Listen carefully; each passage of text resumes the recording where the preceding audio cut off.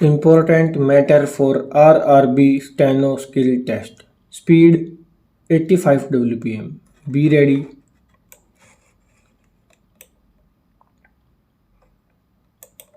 The reduction in the plan allotment will, however, fall heavily initially at any rate on new line constructions other than those integrally connected with the increase in coal and steel traffic.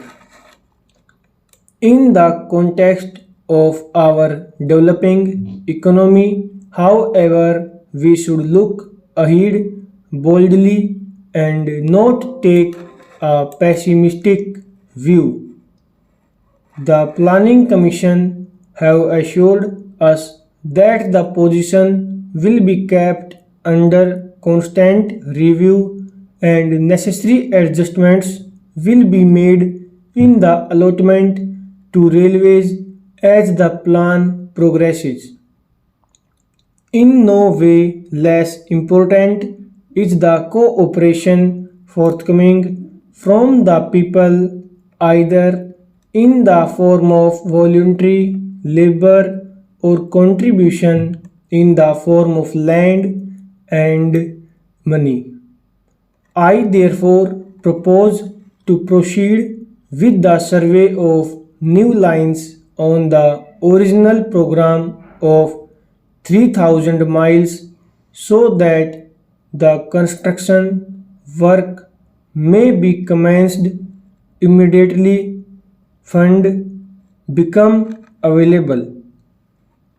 The extra load that would fall on the railways due to anticipated increase in traffic and the general upsurge of activity anticipated during the plan period will indeed be very substantial.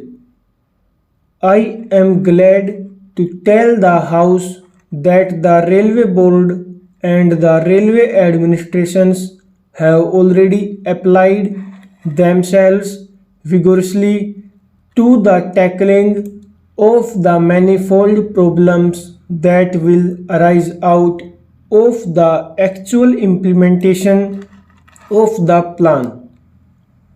An all-out effort is being made to build a capacity on the railways for handling this load on the works side as well as on the administration and operating sides. The program of recruitment and training of staff required on the railways under scores of categories has already been intensified. Advanced procurement of materials which are in short supply like steel etc. is also being planned in consultation with the ministries and other interests concerned, and it has been decided to send a high level delegation of officials abroad to procure the requisite quantity of steel, the shortage of which has been causing us some concern. Now, I would like to say a few words on some of the financial aspects of the plan. On a rough breakup of this expenditure of 1125 crores, it has been worked cut that there will be an increase of 680 crores under capital, a withdrawal of 293 crores from the depreciation reserve fund and expenditure of 92 crores chargeable to the development fund and of 60 crores chargeable to revenue for open line works against the anticipated withdrawal from the fund during the period of 293 crores. The balance in the depreciation reserve fund at the commencement of the second plan is expected to be 101 crores. Appropriations to the fund during the period have therefore to be so adjusted that there will be enough left in the fund at the end of the period to finance at least 1 year's expenditure on renewals and replacements.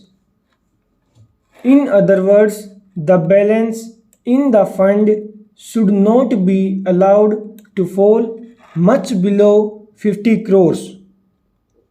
In order to ensure this, the contribution to the fund is proposed to be raised to 45 crores from 35 crores per year recommended by the Convention Committee of 1954 on the basis of an anticipated withdrawal of 250 crores only in 5 years and agreed to by Parliament. Since this will be a modification of the resolution of Parliament fixing the contribution at 35 crores per year, I would request the specific approval of the House to this. It is in this context that it has been proposed that the contribution to the fund for the year 1955-56 should be raised by 10 crores.